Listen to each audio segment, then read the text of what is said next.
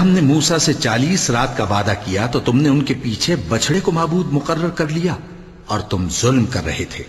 پھر اس کے بعد ہم نے تم کو معاف کر دیا تاکہ تم شکر کرو. اور جب ہم نے موسیٰ کو کتاب اور معجزے عنایت کیے تاکہ تم ہدایت حاصل کرو.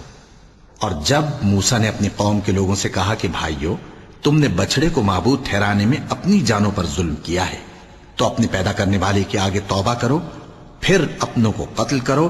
تمہارے خالق کے نزدیک تمہارے حق میں یہی بہتر ہے. پھر اس نے تمہارا قصور معاف کر دیا.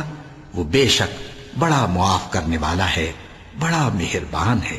اور جب تم نے موسیٰ سے کہا کہ موسیٰ، جب تک ہم اللہ کو سامنے نہ دیکھ لیں گے تم پر ایمان نہیں لائیں گے، تو تم کو بجلی نے آ گھیرا اور تم دیکھ رہے تھے.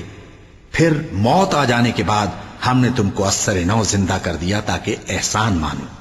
اور ہم نے بادل کا تم پر سایہ کیے رکھا اور تمہارے لیے من و سلوہ اتارتے رہے کہ جو پاکیزہ چیزیں ہم نے تم کو عطا فرمائی ہیں ان کو کھاؤ پیو.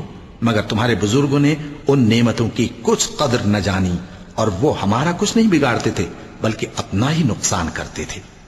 اور جب ہم نے ان سے کہا کہ اس گاؤں میں داخل ہو جاؤ اور اس میں جہاں سے چاہو خوب کھاؤ پیو، اور دیکھنا دروازے میں داخل ہونا سجدہ کرتے ہوئے اور حطوتن کہنا، ہم تمہارے گناہ معاف کر دیں گے اور نیکی کرنے والوں کو اور زیادہ دیں گے.